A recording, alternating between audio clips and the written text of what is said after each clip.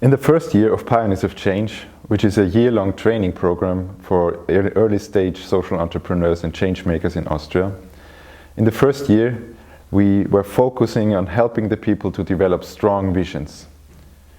We thought that when they have strong visions, they will have these visions will sort of draw them towards it and will give them the energy to do the necessary steps.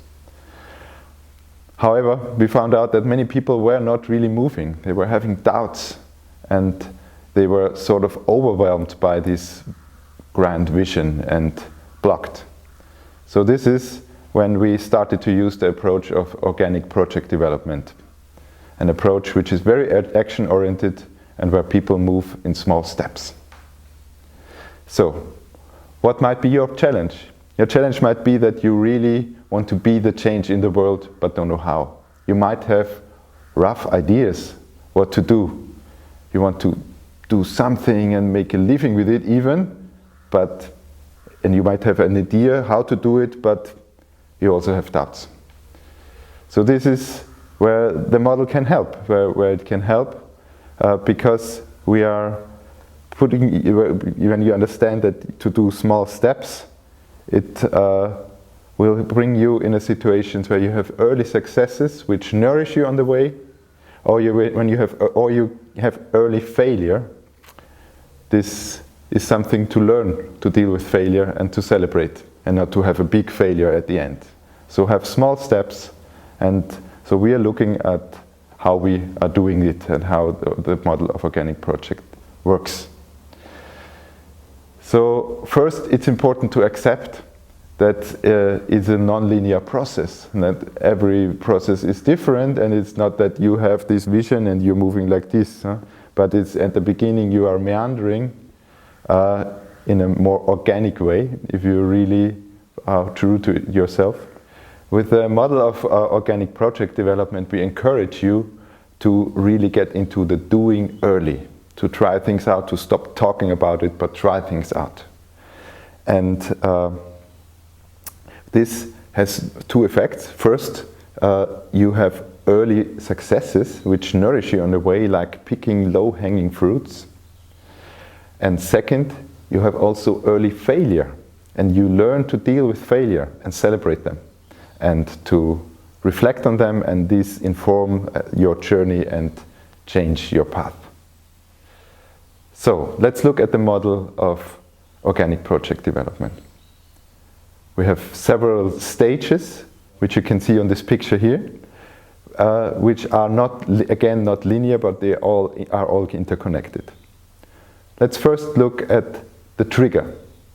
There may be some things happened in your life, or that you had key experiences, or there are some pictures, images within yourself, or some topics which really concern you.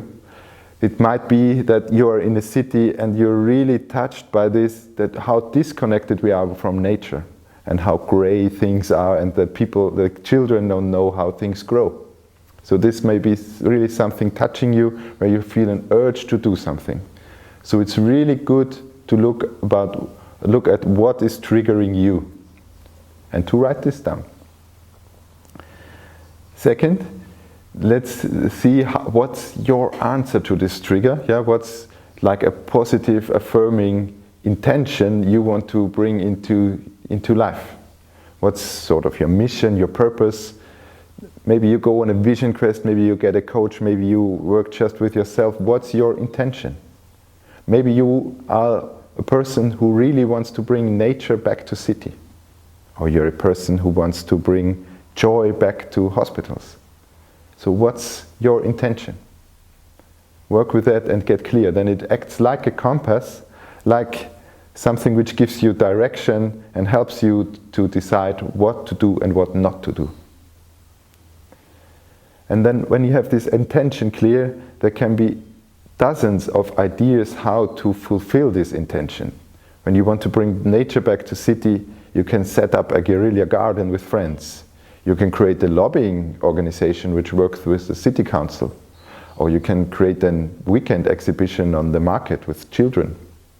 So dozens of ideas, and it's good to not too early fall in love with an idea, but to play with it for some time and to see how other people are doing it, and to get inspiration, invite friends to a dream circle.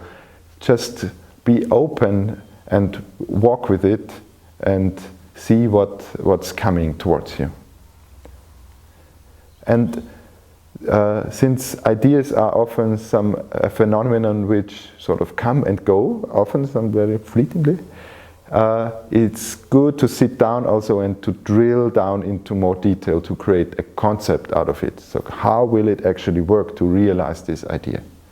For example, I would recommend you to look at the pattern of the business model canvas, which we are also using, where we look who am I actually offering this for? Yeah? What's the target group, the customers?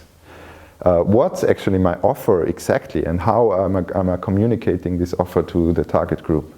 What do I need to do? What are my key activities in order for these offers?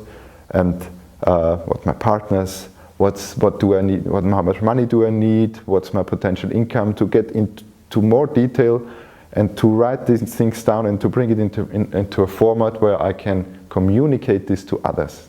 This gives weight and substance.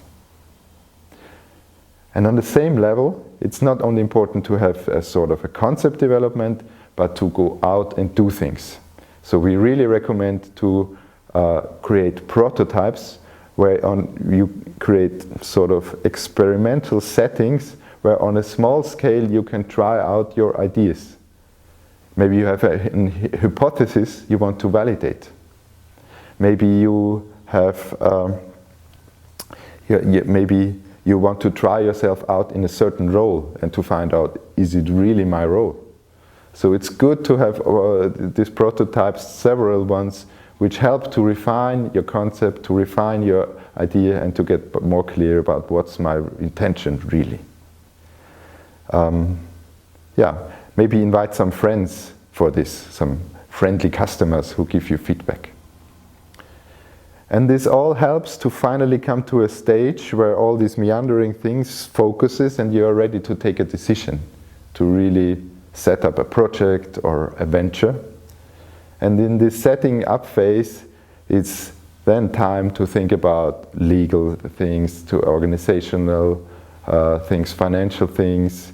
Maybe you create a logo, a website, flyers, until you are ready to launch it. We encourage you just to take these small steps to become clear for yourself what's your trigger, what's your intention, play with ideas, and become clear what you want to do, and start first small steps organically. Don't overload yourself with too large visions. Start small and start.